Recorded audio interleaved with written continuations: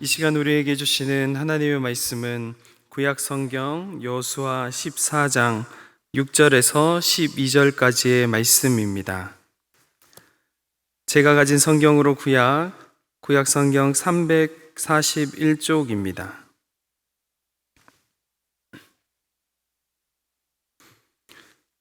함께 교독하시고 12절은 함께 읽겠습니다. 그때 유다 자손이 길갈에 있는 여호수아에게 나아오고 그니스 사람 여분네의 아들 갈렙이 여호수아에게 말하되 여호와께서 가데스 바네아에서 나와 당신에게 대하여 하나님의 사람 모세에게 이르신 일을 당신이 아시는 바라.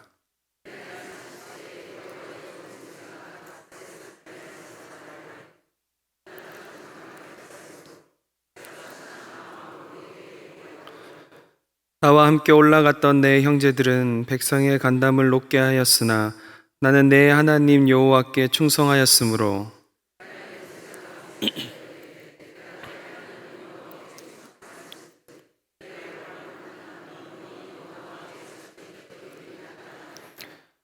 이제 보소서, 여호와께서 이 말씀을 모세에게 이르신 때로부터 이스라엘이 광야에서 방황한 이 45년 동안을 여호와께서 말씀하신 대로 나를 생존하게 하셨나이다.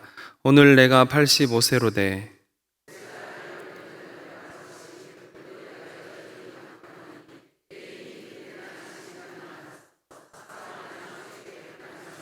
함께 읽겠습니다. 그때 말씀하신 이 산지를 지금 내게 주소서.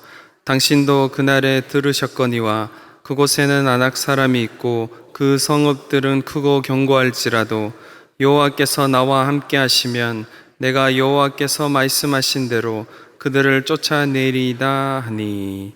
아멘. 저는 스포츠를 좋아합니다. 지금은 살이 좀 쪄서 좀 헉헉대고 체력도 많이 떨어졌지만 스포츠라면 어떤 종목이든 관심이 있고 특히 구기 종목, 공으로 하는 스포츠라면 무엇이든 즐겨하는 편입니다. 어떤 운동을 제일 잘하냐라고 저에게 물으시면 제일 좋아하는 건 축구이지만 제일 잘하는 건 농구다라고 이야기할 수 있습니다. 보편적으로 가장 많이 즐기는 스포츠 중에 하나이지요. 축구와 농구를 좋아하지만 한국에서 국민 스포츠라고 하면 아마 지금은 야구다라고 이야기할 수 있을 것입니다. 코로나 이후에 이 현상이 더 심해지고 야구 관객이 더 많아지고 있다고 신문 기사에서 보았습니다. 그 많은 야구 관객 중에 특히 충청도 하나 팬분들 그 중심에 계시죠. 팀이 좀 못해도 꼴찌하여도 내년을 위해 준비하는겨 이러면서 괜찮다라고 이야기하는 하나 팬분들이 있어서 야구가 계속해서 부흥기를 맞이하고 있는 것 같습니다. 작년부터 제가 즐겨보는 예능도 이 야구와 관련 있는 최강야구라는 예능입니다. 간략히 설명하자면 은퇴한 야구 선수들이 팀을 꾸려서 프로 2군, 대학팀, 고등학교 팀을 상대로 경기를 하는 프로그램입니다. 올해를 시작하며 한 은퇴 선수가 이 팀에 합류했는데 그 선수의 이름은 니퍼트입니다. 한국 선수만 있던 은퇴 선수 야구팀에 은퇴한 용병이 이방인이 합류한다는 의문이 들 수 있지만 이 선수는 두산이란 팀에서 100승을 넘게 이룬 레전드 투수입니다. 그가 인터뷰에서 이렇게 이야기했습니다. 은퇴할 당시 나는 은퇴하고 싶지 않았다. 하지만 상황이 은퇴할 수밖에 없는 상황이었다. 그렇게 은퇴 후에도 야구에 대한 열정이 식지 않았던 니퍼트는 6년 후가 지난 한 예능, 이 예능에 출연한 니퍼트는 현역 때와 같은 구속, 150kg가 넘는 공을 뿌리면서 여전히 자신이 건강함을 또 경기에 뛸 수 있음을 증명하였습니다. 그가 가지고 있는 야구에 대한 열정과 경기를 뛰고 싶어하는 소망을 보며 최근에 여성 호르몬이 많아지고 있는 저로서는 약간 뭉클할 수밖에 없었고 눈물을 조금 흘릴 수밖에 없었습니다. 오늘 본문에서도 꺼지지 않는 열정과 6년의 기다림 정도가 아니라 45년을 기다린 놀라운 하나님의 사람, 은퇴하지도 않고 85세인 그 나이에도 지금도 나는 여전히 현역이라고 말하며 우리의 마음을 늘 뜨겁게 하는 사람이 등장합니다. 이 사람의 이름은 갈렙입니다. 오늘 본문에서 갈렙을 이렇게 소개합니다. 그니스 사람 여분네의 아들 갈렙. 성경이 갈렙에 대해 이야기할 때 민수기에서 한 번 나오고 나오지 않던 표현, 그니스 사람이라는 갈렙. 오늘 본문에 굳이 갈렙의 앞에 그니스 사람이라고 말하고 있습니다. 여기서 그니스 사람은 이스라엘 12지파에 속한 족속이 아닙니다. 이들은 원래 에돔에 속한 족속, 에서의 족속에 속한 사람들입니다. 창세기 36장 11절과 15절에서 처음 언급됩니다. 성경이 이유를 정확히 이야기하고 있지 않아서 아주 명확한 이유는 알 수 없지만 그니스 사람 혹은 그나스 사람이라고 하는 이들이 언제 이스라엘 백성 사이에서 정착하고 받아들여졌는지는 알 수 없으나 성경학자들은 출애굽 당시에 함께 출애굽한 족속 중에 그들 중에 있었고 이미 오래전부터 이스라엘 백성으로 인정되어서 유다 지파의 일원이었다라고 이야기합니다. 왜냐하면 출애굽 후에 가나안 땅을 정탐할 때 12명의 정탐꾼을 지파별로 한 명씩 뽑아서 보내는 일에 갈렙이 유다 지파의 대표로 갔기 때문입니다. 이것은 그니스 사람인 갈렙이 특별한 차별을 받지 않았음을 보여주는 대목입니다. 이 당시 이스라엘 공동체가 어떤 공동체인지 잘 보여주고 있는 것이죠. 나와 조금 다르다고 해서 차별하거나 부당한 대우를 하지 않고 똑같이 하나님의 백성으로 인정하고 존중하고 존경하였다는 것입니다. 소위 말하는 터세가 없었다는 말입니다. 사랑하는 여러분, 우리는 터세가 없나요? 다름을 인정하고 이해하고 배려하고 있습니까? 교회라는 공동체는 나라와 민족과 신분과 교육 수준과 생활 여건과 상관없이 모두를 형제요 자매라고 부르는 그리스도 예수가 머리 대신 한 몸인 공동체입니다. 우리는 그리고 나는 그렇게 이 공동체에 속한 사람을 사랑하고 품어낼 수 있는지 돌아보아야 합니다. 그리하여 우리 교회가 진정한 사랑이 넘치는 교회, 깨어진 관계가 회복되는 교회, 예수 그리스도의 진정한 몸된 교회가 되길 바랍니다. 갈렙이란 사람을 한마디로 말해보라고 하면 저는 갈렙을 열정의 사람이라고 말하고 싶습니다. 여러분, 오늘 본문에 갈렙이 자신의 나이를 85세라고 말하고 있습니다. 예전과 다르게 현대의학의 발달로 인간의 수명이 길어지고 요즘에는 환갑잔치를 하는 분은 별로 없고 그저 가족들과 축하하는 정도로 수명이 길어진 시대입니다. 그런 지금도 85세라고 하면 연세가 있으시다, 이제 편안히 노년을 보내시라고 할 나이입니다. 그런데 갈렙은 그럴 마음이 없습니다. 편하게 노후를 보낼 생각이 없습니다. 오늘 본문이 그것을 여러 가지로 우리에게 알려주고 있습니다.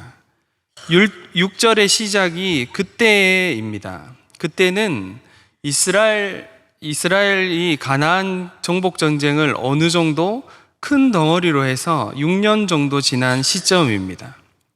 큰 덩어리라는 말은 이스라엘이 한 성씩 정복한 것이 아니라 기브온 주민과 화친 후부터는 중부 지방의 왕들이 연합하여서 이스라엘과 싸우고 이스라엘은 내친 김에 남부 지역까지 차지합니다. 그리고 시간이 조금 흐른 후에 북부 지역에 있는 왕들이 또 연합해서 전쟁을 일으키지만 이스라엘이 승리합니다. 이렇게 빠르게 큰 덩어리로 정복 전쟁이 진행되다 보니 여전히 차지하지 못한 땅이 있었던 것입니다. 여호수아는 완전히는 아니지만 이스라엘을 향한 큰 위협이 없는 상황에서 지파별로 땅을 분배하여 각 지파가 분배받은 땅 중에 아직 차지하지 못한 곳은 각 지파가 싸워서 차지하도록 한 것입니다. 이제 유다 지파가 나와서 땅을 분배받는 그때에 갈렙이 나와서 자신에게 땅을 달라고 요청하고 있는 것입니다. 이것은 꽤 특이한 상황입니다. 지파별로 땅을 분배한 다음 그 안에 땅의 분배는 제비를 뽑아서 족속별로, 집안별로 땅을 가져가기 때문입니다. 갈렙은 본인의 땅을 지정하고 있기 때문에 이것은 특별한 상황입니다. 물론 유다 지파의 최고 어른이 나와서 먼저 땅을 지목하는데 아무도 뭐라고 할 사람이 없었을 것입니다. 하지만 갈렙은 내가 어른이고 내가 여호수아와 더불어 1세대 중에 남아있는 유일한 사람인데 내가 원하는 대로 하는 거지 라고 하는 그런 특권의식으로 말하고 있는 것이 아닙니다. 이스라엘 백성 전체의 지도자이고 유다 지파의 가장 큰 어른인 갈렙이 편한 땅, 이미 전쟁을 해서 차지한 땅을 달라고 해도 이상하게 생각하거나 갈렙 어른이 이제 변했다라고 이런 말을 할 사람은 아무도 없었을 것입니다. 모두가 당연히 여겼을 것입니다. 그 긴 광야의 시간과 요단 동편에서의 전쟁부터 시작해서 가나안 정복 전쟁까지 45년 동안 누구보다 앞서서 싸웠고 본인의 발바닥으로 밟으며 손으로 싸워서 차지한 땅이 지금의 이스라엘이 차지하고 있는 모든 땅이며 본인이 살아있는 역사인 사람입니다. 여호수아와 함께 모든 백성의 존경을 받는 인물입니다. 이런 어른이 나와서 나에게 여기 땅을 주십시오 라고 하면 누가 안 된다고 하겠습니까? 모두가 기쁜 마음으로 흔쾌히 승낙할 분위기입니다. 또한 면봉도 확실합니다. 그 옛날 가데스 바네아에서 했던 약속, 내 발로 밟는 땅은 영원히 너와 내 자손의 기업이 되리라 했던 그 약속을 기억하고 있는 여호수아가 살아있고 모두가 그것을 알았기에 갈렙은 본인이 밟은 땅, 이스라엘 전체 중에 어느 땅을 선택해도 무방한 상황입니다. 편하고 굳이 전쟁을 더하지 않고 이미 얻은 성과 땅을 달라고 해도 모두가 좋은 마음으로 주었을 것입니다. 하지만 갈렙은 그렇게 하지 않았습니다. 제비 뽑는 순서를 기다리지도 않고 편한 땅을 구하지도 않았습니다. 이 산지를 내게 달라고 합니다. 12절입니다. 그날에 여호와께서 말씀하신 이 산지를 내게 주소서. 당신도 그날에 들으셨거니와 그곳에는 아낙 사람이 있고 그 성읍들은 크고 견고할지라도 여호와께서 나와 함께 하시면 내가 여호와께서 말씀하신 대로 그들을 쫓아내리이다 하니, 여기에서 산지는 히브리어로 하르라고 합니다. 이것은 모든 땅을 지칭하는 히브리어 에레츠와 좀 다른 단어입니다. 평지가 아닌 험한 땅, 산으로 되어 있는 산지만 지칭할 때 쓰는 단어 하르를 이야기하고 있습니다. 여러분에게는 산지와 같은 영역이 있습니까? 여러분의 삶에는 산지가 여전히 남아 있습니까? 오랫동안 기도하며 싸워왔지만 해결되지 않는 일이나 회복되지 않는 관계가 있습니까? 하나님이 원하시는 것이 분명하고 이 방향이 확실한데 환경과 상황이 여의치 않아 그저 때만 기다리고 있는 영역은 없습니까? 누구나 또 어느 공동체나 이런 산지가 있을 것입니다. 이런 산지를 그저 보고만 있지 말고 우리는 기도하며 하나님의 때를 구하며 하나님이 원하신다면, 또한 하나님이 함께 하신다면 이 산지를 차지할 수 있습니다 라고 말하며 한 걸음씩 한 걸음씩 하나님과 함께 앞으로 나아가야 합니다. 사람마다 공동체마다 이런 산지가 있을 터인데, 그 산지가 무엇이든 얼마나 크고 높고 험준하든 중요한 것은 산지가 어떤지가 아니라 하나님께서 나와 함께 하시는가, 아니면 나 혼자 아둥바둥하고 있는가입니다.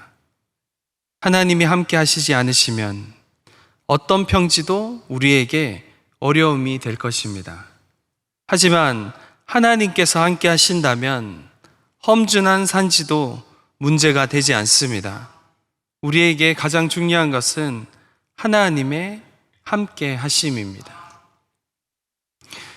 많은 산지들이 있을 터인데 제가 생각하는 한국교회에 한 가지 산지를 나누고자 합니다.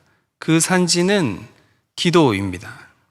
어쩐 기도는 한국교회가 차지했던 땅을 다시 빼앗긴 것 같은 것입니다.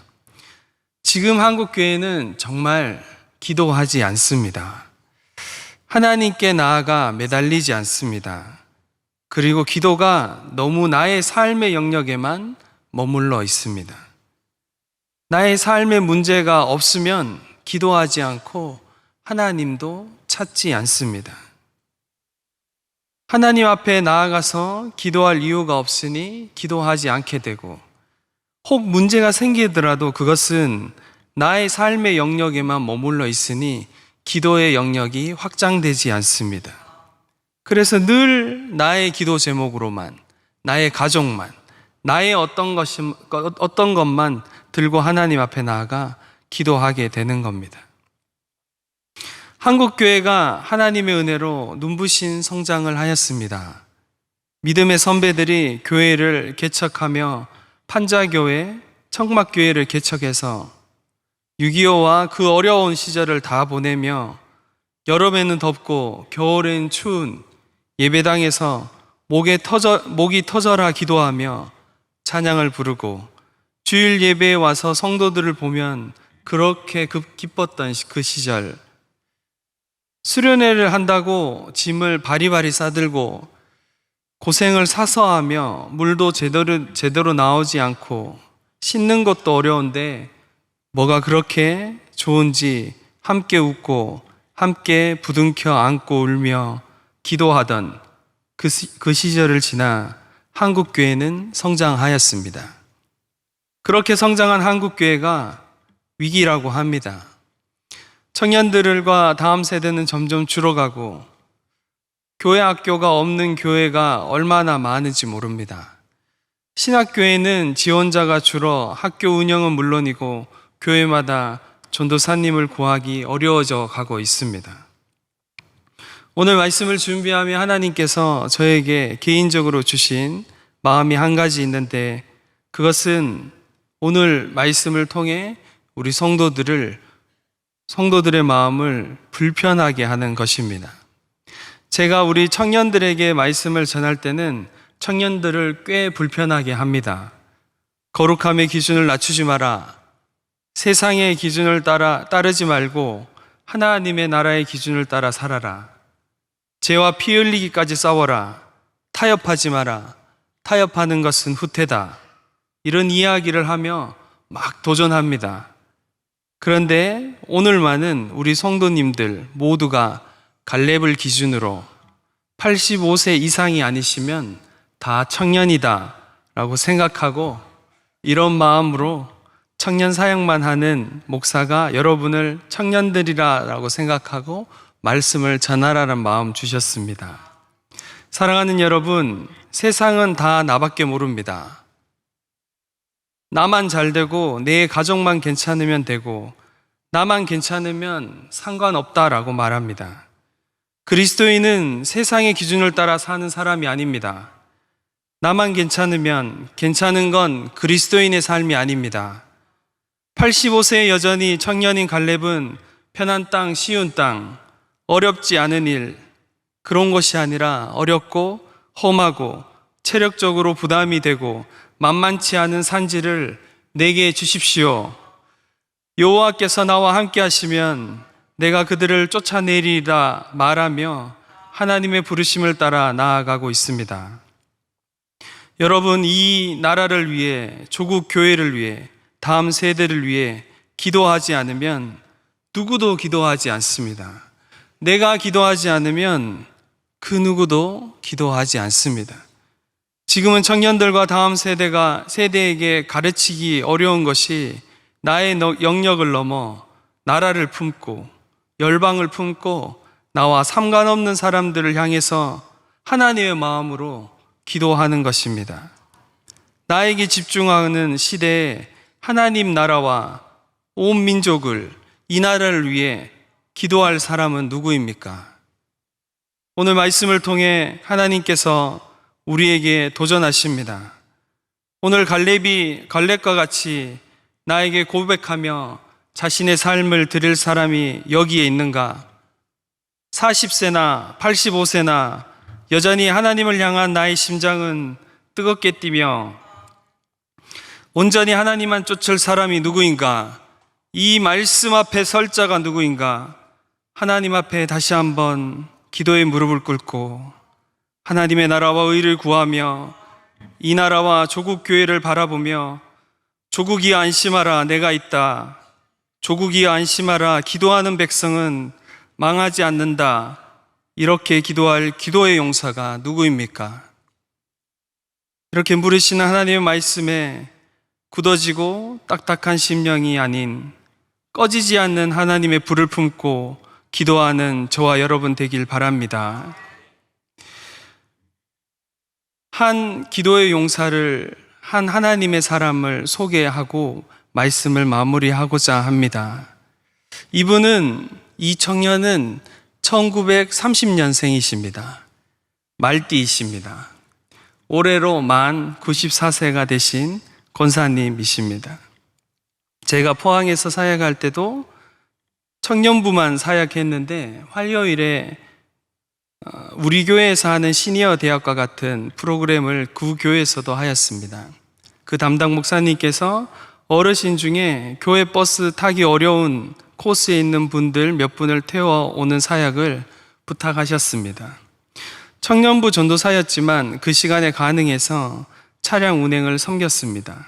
그러다 한 권사님을 알게 되었는데 권사님께서는 이미 은퇴하셨고 시니어 대학이나 교회 일이 없는데도 매일 교회에 오시는 것이었습니다.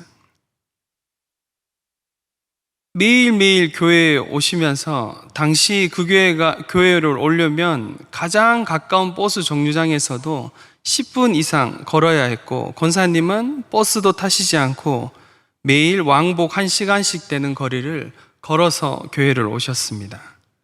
정말 비가 오나 눈이 오나 바람이 부나 매일 교회에 오셔서 뭘 하시나 제가 몰래 유심히 살펴보니 교회에 오시는 길에 쓰레기도 주우시고 교회에 들어서시며 잡초를 뽑으시고 그렇게 교회를 한 바퀴 도시는 정도가 아니라 구석구석 다니시고 그런 다음 기도실로 가셔서 기도하시고 또 걸어서 집으로 돌아가셨습니다. 제가 몰래 보다가 한 번씩 태워드리고 오실 때도 중간에 태워오고 하면서 이런저런 이야기를 나눌 수 있었습니다.